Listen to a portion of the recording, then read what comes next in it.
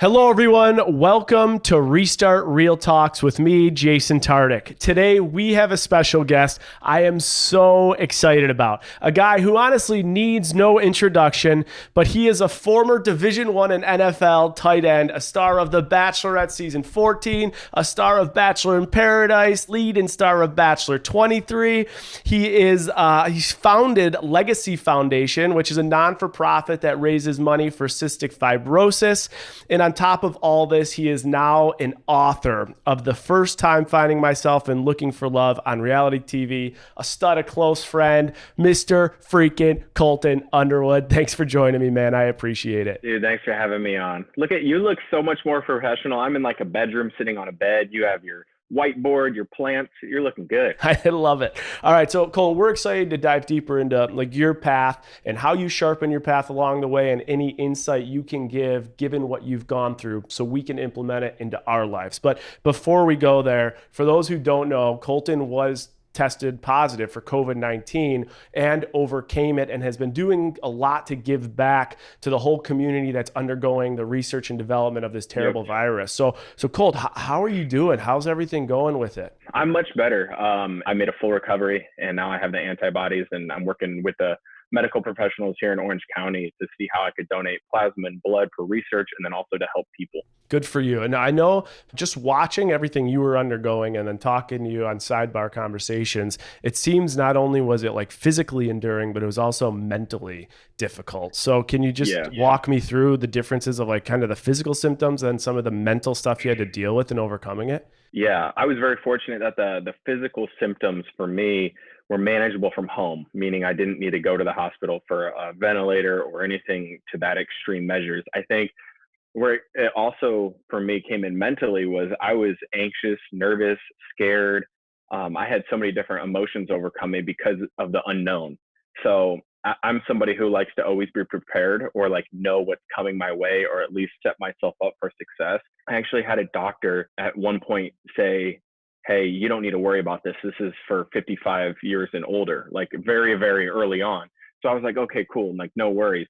And when I tested positive and when I started becoming symptomatic, I like immediately was like, people need to know, like, this affects everyone. Gotcha. Well, we are all so glad to hear that you guys are doing well and all Cassie's family is doing well. So, we all know Colton, I think, is a 6'3", former NFL stud, the Bachelor, good looking stud. I used to call you like a Ken Barbie doll Jr.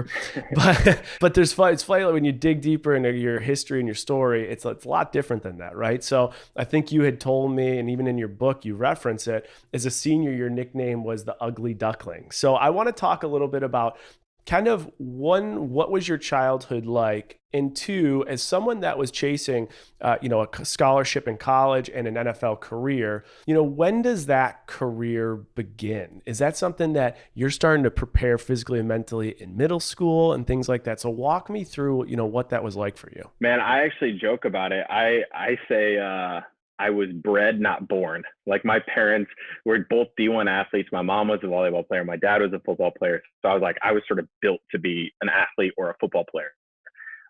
And it started off as a young age. I mean, my dad was my coach, and I think I obviously lacked self-confidence a lot growing up, but then I lacked just natural athleticism.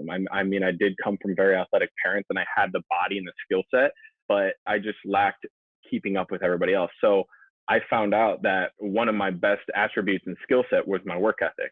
And I might not be as athletic. I might not be able to move or be as flexible or be as strong as some of the players I was playing against, but I knew how to work hard, which helped quite a bit in my career. And to answer your question, frankly, I mean, I started in Pop Warner. I think it was more so just a mindset, trying to figure out the game, learn the game, and then how to apply myself in high school, how to navigate the recruiting.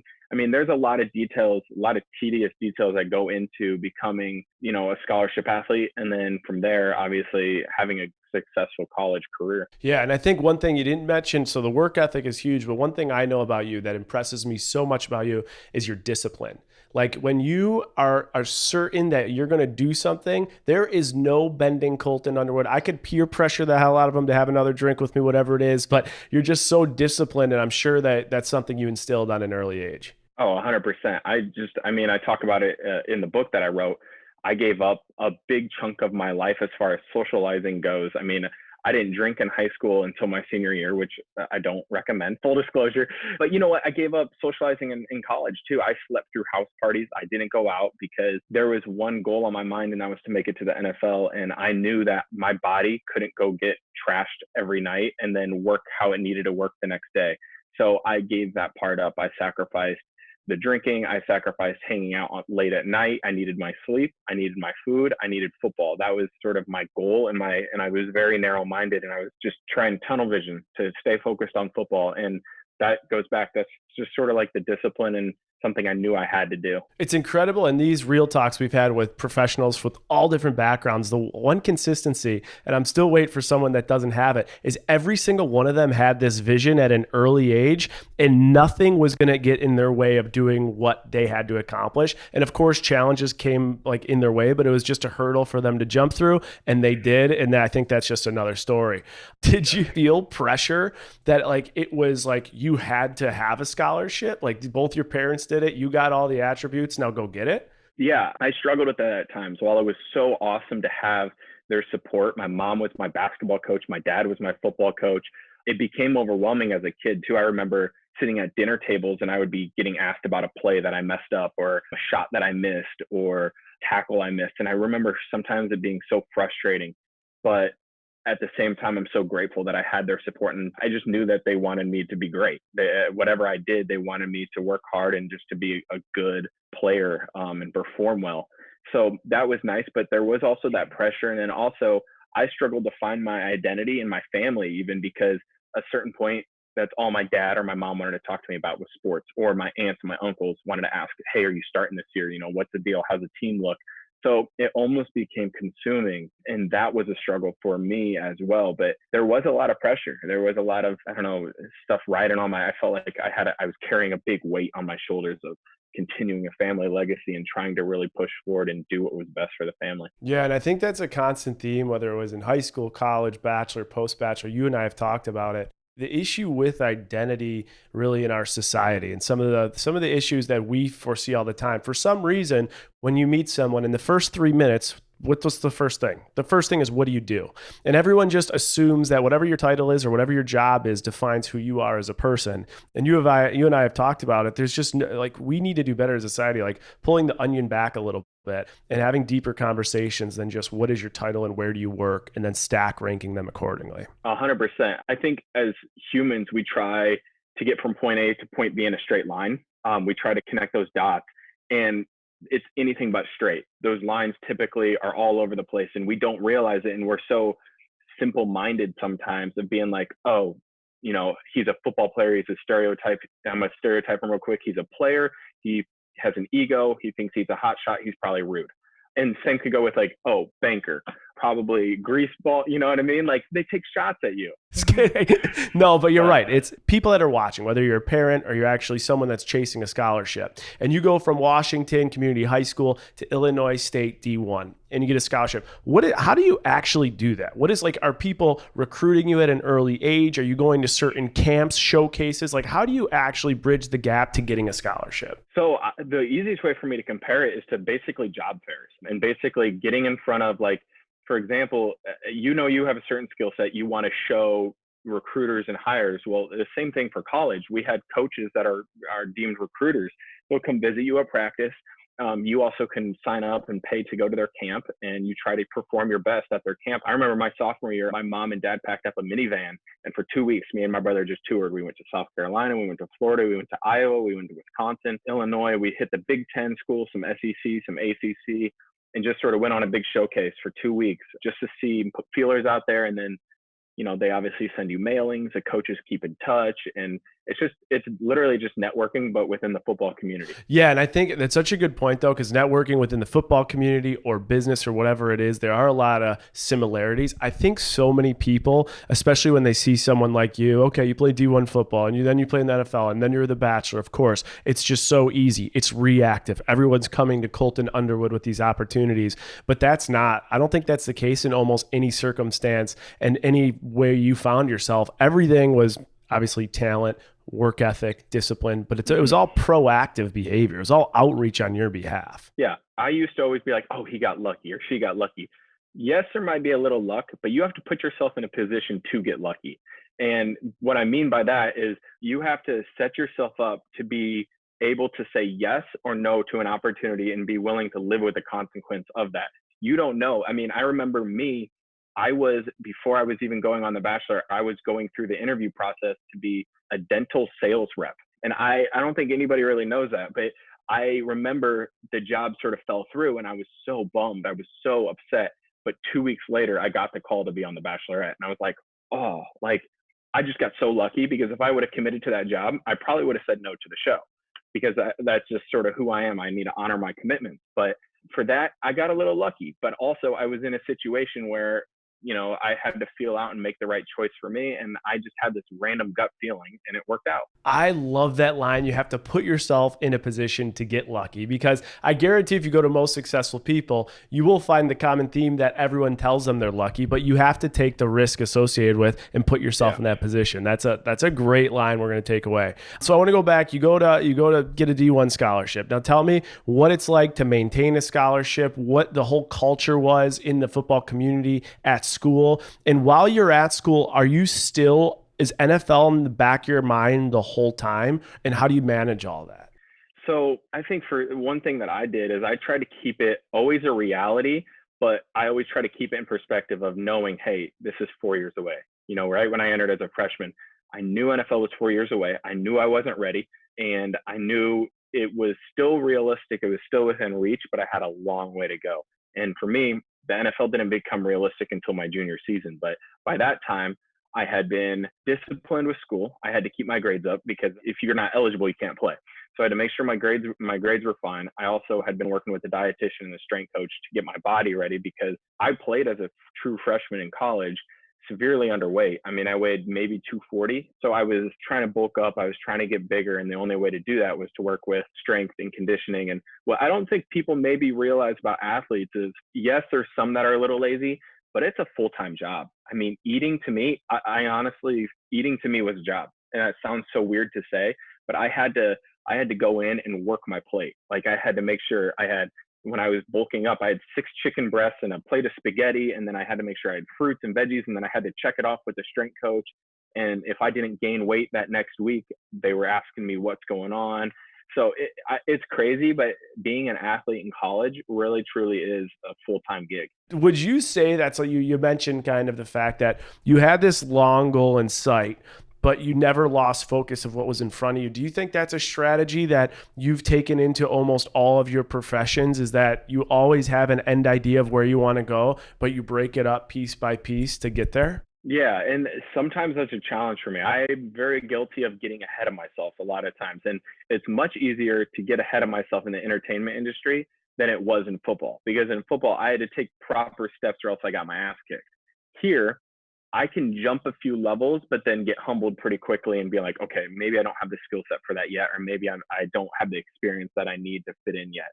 But one thing I'll say that's been a consistent, at least from being an athlete to running my nonprofit, to learning my own personal finances, to capitalizing and trying to work the entertainment industry, is I let it become a lifestyle that I live for my work ethic, but I don't let it consume me. And I try to become the best student. Like, I think if you ask a lot of successful people what they do on a consistent basis, they ask questions. They try to figure things out. They try to understand and try to learn. Before we jump into like a post NFL stuff, which I'm curious about, one thing you and I really never talked about is, like, I know you played for the San Diego Chargers, and then from doing more research and not even our conversations, I saw that you played for the Philadelphia Eagles and also the Oakland Raiders. So what was the experience like transitioning from college ball to NFL ball? And I also want to touch on the idea of actually getting along with everyone and dealing with all the egos. So if you could tell me about what the transition was like, and also managing a locker room where you got one guy who's making $250K a year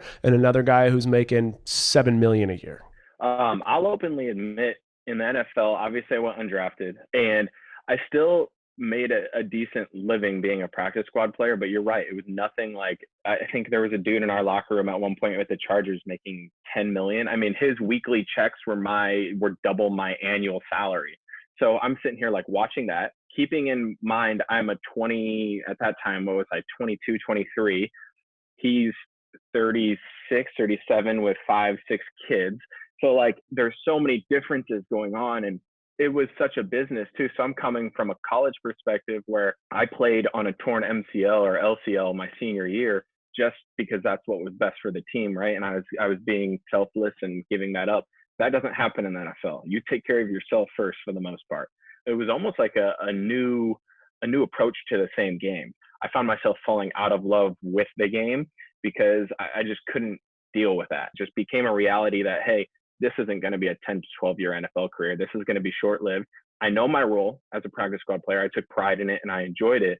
But at the same time, it wasn't making me happy anymore. So it was one of those things I just had to reassess and say, hey, what do I want more out of this? Like, what can I do to get better? And unfortunately, I blew my shoulder out with the Raiders. And I sort of took that as a sign to sort of take a step back and say, hey, what's been going on here? And it's like 3 years, 3 teams. I was cut, picked up, cut, picked up, cut, picked up over and over and over again. So I finally had to take a step back and figure out, hey, realistically, what's next for me? There's a lot of people that kind of get stuck in that rut of they're just going 100 miles an hour and can't get to the next step. So being in the same locker room with a guy who's making 10 million bucks and working your ass off to get to the next point, what do you think, like, what do you attribute to the difference between, when you hit that point and not being able to get to that next point? What is it? Once again, it's luck, but you have to put yourself in position to get that. I'll argue this, like what Odell Beckham did, a banker could do. Anybody can do it. You make one solid move. A real estate agent could sell one house, catch the attention of a real estate giant, and start running their company 2 years down the road. You can compare yourself to an athlete more than you think. You might not have the skill set, but the opportunities and how you create that is available everywhere you look in the business world. So obviously I'm a business guy. I'm a finance background. So I got to ask you, you're 20, I don't know, however old you are when you graduate, around 21, and you start getting these big checks. So how did you manage the actual financial cash inflow of this and like dealing with it at a young age? I didn't do a great job. And I had my father to lean on, and I still I didn't really go against him. I just was like, I'll operate on my own. So I remember I had a bunch of different teams offered me money. My agent called and said, we have a $15,000 offer from the San Francisco 49ers, or we have a $3,000 offer from the Chargers. Keep in mind, I had stipend checks coming in from college on a monthly basis. I was making $800 for my stipend check, and that was my only source of income. So I'm sitting here like, 15 grand, 3. And that's a no-brainer. I'm going with the 49ers. And my agent's looking like, hey, I just evaluated their roster. They're going to be cutting a lot of linebackers. Like you don't have a great chance for longevity. Take the San Diego Chargers, go there for 3, and hopefully you can make the practice squad or make the roster at the very bubble in the very end and have the longevity. So I trusted my agent, because here is the other thing for me. I hired this agent, and the first thing that I was going to do after hiring the agent would be go against his advice. That doesn't make any sense to me. So I was like, if I hired you to represent me and manage me and tell me what I need to do, I need to trust you fully. And that was the hardest thing for me to do, because I'm missing out on $12,000.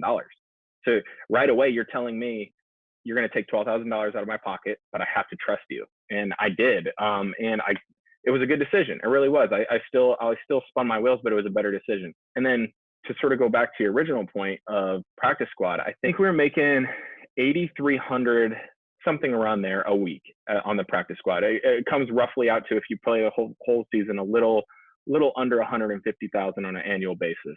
And you only make the money during the season. So you don't make money in off season. So you have to know how to budget. And I didn't. The first thing I did when I was a rookie was buy a sports car. Terrible idea. But I wanted to have a cool car when I pulled into the parking lot like everybody else. But everybody else was making millions, and I was only making like 130 at the time. But I still got the sports car. Probably not the best idea and a bonehead move, but you know what? I was 20, whatever I was at the time, and I didn't have anybody else to care for. It was just myself. But it was a learning experience. It all was. My dad always told me, he's like, forget any education. The most expensive education you can have is your own business failures, which is so true. I mean, granted, you don't want to lose money, but sometimes hitting you in your pocketbooks and like realizing a mistake you made will force you to become better and learn quicker than any other education or any other class or any workshop can ever do for you. And it comes a certain point too where you have to be humble enough to address the mistakes you made. Because I remember for me, for the longest time, I would never admit, I write about it in the book. I didn't go bankrupt because I had a good family, but I had, at one point, I had no money in my bank account after 3 years in the NFL because I had to pay for my shoulder. I had unexpected, but that's so true to life right now. You have unexpected costs that come up. I mean, look at the pandemic we're in right now. I'm sure people wish that they saved more this last year. Maybe somebody just went on a vacation and they could have waited. There is no telling. I would never tell somebody how to live their life, but you can manage your money a little better. And I definitely could have done a better job of that. So that kind of brings me to a point. We're talking about transitions. So things are great. You get in the NFL, you're bouncing around, you're grinding. Then you hit a point where mentally you're not anymore, and physically you get injured and it sets you back. So clearly there was a massive transition. What was that transition like for you? Well, I had an honest conversation with my dad where I moved back in with him because, like I said, I sort of went broke. And I just said to him, I said, hey, I've been doing this for 17 years of my life. I need a year off. I was like, I just need to figure out what I need. I actually went back to school to finish my degree because I left college early. I had 3 classes left. So I went on and finished my schooling, got my degree. And there came a point where my year off, I was just exploring and trying to network, trying to figure out what was next. I knew sales was in my heart, and I was good with just working a room and talking to people and having conversations. And then lo and behold, the opportunity for Bachelor came up, and I always joke with my dad now because my year that I wanted off has turned into 4 years off technically. And he reminds me of it every single day. He's like, dude, when are you going to get a real job? And I'm trying to let him know that technically what I'm doing right now is a job, and we're still, it's just a lot more fluid. It's not a 9 to 5. I'm sorry. It's not your typical office job, dad, but I'm having fun, and I found a way to capitalize. I found a way to use my platform, not only for my benefit, but hopefully for other people's too, and helping people out. Yeah, no, you're totally right. I remember when so for those who don't know, Colton and I were on the same season of The Bachelorette, season 14. We watched the first episode together at his dad's house. And he's like, this guy for 2 years hasn't had a job, but he's killing it. And now I understand the whole opportunity of branding yourself and being entrepreneurial. And that's exactly what you've done. But that leads to where we have to transition now. And I would love to have a follow-up sometime talking about some of this in more detail. So you talked a little bit about your execution and making things come to life. We talk about the book. And one thing I'm curious is how within a year time frame from finishing filming, dealing with all the other stuff you're dealing with, are you doing a book and having it executed, hard copies out in a year? Well, to be very honest with you, so I went with one of my ex-girlfriends. I went to the Golden Globes in 2016. And once again, got lucky because I ran into a manager there who said, hey, you got to look. That's all she said to me. And I went and got coffee with her the next morning. Fell out of touch with her, but then I circled back where I'm on Bachelorette. I did Paradise. She reaches back out to me, wants to represent and work with me. And lo and behold, I'm visiting her out in New York and just fell into a room with a book agent. And we started having a conversation. I was a little intimidated at first because I was like, I rarely read, let alone write. So I was like, I have no clue what's going on here. And the more conversations I had with them and with the publishing company, I was like, this is going to be cool. And it's going to be very therapeutic. So sure, I'll do it. And I took it on, and it was a lot of work as far as hours and sitting down and sharing my story with. I had a help of a writer, thank God, because you guys would not want to read a book if it was just me reading it. I'll fully admit that. But it was tedious, and there was a lot of details that went into it, and the process was definitely longer, but it's so rewarding. And the book has been so cool to sort of have as a keepsake too. It's an amazing accomplishment. And again, takeaways for people listening there, things I'm hearing that I'm literally writing down is, one, the power of a team, right? When you have a really good team working behind you, it's amazing what you could do for yourself. And then 2, it's just like networking and relationships. One handshake, one person you meet could change the rest of your life. So before we go into something we do on every episode, it's called Restart Rapid Fire, where we get to know, this is how we wrap up. We get to know Colton better, 10 questions or so with just quick answers. So before we go, I want to ask you, what is your favorite line or chapter from the book when someone can read it? Ooh, I think my favorite chapter is it's called Everything's Gonna Be Okay. And it was the point in my life where I was in college. My parents were getting divorced. I was freaking out of what I was doing. If I was going to be successful playing football, there's a lot of unknown. But I think that chapter hopefully could resonate with a lot of people. Okay, everything's going to be okay. And before we wrap up with Restart Rapid Fire, do you have any other last thoughts or insight for anyone that's watching this that's really just lost as they're trying to define their path, career, and pursuit of happiness? One thing that I would say that's been most consistent for me and sometimes intimidating and I've struggled with was what was so cool about being an athlete and being in the locker room and even in the mansion with you guys is everybody has different cultural, financial, ethnical backgrounds and upbringings. And while that might seem intimidating to learn a new skill set or click or reach out to somebody you've never reached out to or something like that, I think it's so beneficial. And the melting pot of a culture that we have, not only hopefully in your town, but anywhere, I would encourage people to lean in. I would encourage people to embrace it and try to seek it out just because it helps you become a more well-rounded individual and stay open-minded and really connect. It's unbelievable advice. Honestly, I could write a book about this conversation from insight you've given us. So Colton, we appreciate your time. But before we wrap up here, a fun game we play is Restart Rapid Fire. I'm going to ask you 8 or so questions I think we have ready. And I just want to know quick answers, what your answers are, and it gives us a little bit more to know about Colton Underwood. So are you ready to go? Yeah. Let's do it. All right, so the first one is one company you would invest in right now. Ooh, Apple. Sure bet. All right, one professional you idolize. Whew, man.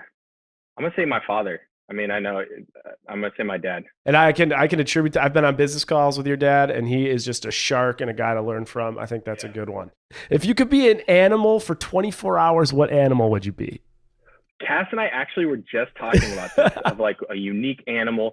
It would be easy for me to say dog, but at the same time, I'm going to go with bird because I would like to explore and travel and see the world. What kind of bird are we? Are we talking like hummingbird, woodpecker? Are we talking like bald eagle? What are we thinking? I need something that's going to get me somewhere quick so I can travel all over. So I don't know what the fastest bird out there is, but I would be a bird. I love it. If we correlated your life to the way you've gotten around, bird is it. I love it. Yeah. All right, here's another fun one. If you were one Disney character, what Disney character would you be? Ooh, man. You know what? I'm gonna go with Woody.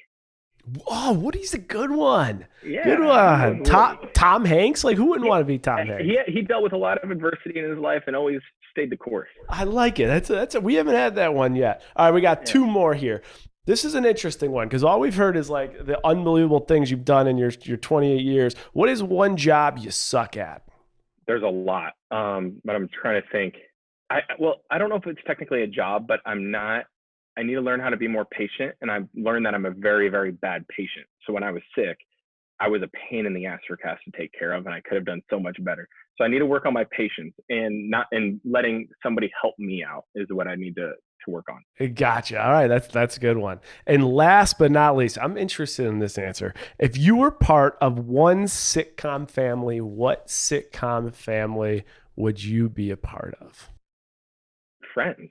That's my answer. I'm like, if I could be boys with Ross and Chandler. Chandler and I would be boys. Boys for days. I love it. Well, Colton, thank you so much for joining me. I appreciate your time. I know how busy you are right now, especially overcoming what you've overcome. Where can people, find you, purchase your book, help Legacy Foundation? Tell us where they can find everything. The easiest way is just to visit my Instagram. It's at Colton Underwood. You could find all the links for the nonprofit, for the book, everything there. And then you could even check out old pictures of Jason and I as we were going through this crazy process. That's awesome. Well, everyone check it out. Donate to Legacy Foundation if you can. And we still have talked forever about doing like a charity baseball game for Legacy. We got to make that happen. We got to do something soon, man. All right, beautiful. Once we get out of this, we're going to make it happen. And dude, and by the way, those Snappy chips are one of my favorite things. Do you like those? I put a little peanut butter on them. They're great. Oh, you could put a little oat milk too, cereal. That's awesome. So good. So let me know when you want more, and we'll send as many as you need. I got you. All right, brother. Appreciate your time, man. All right, guys. I'll see you. Take care. See you, Colt.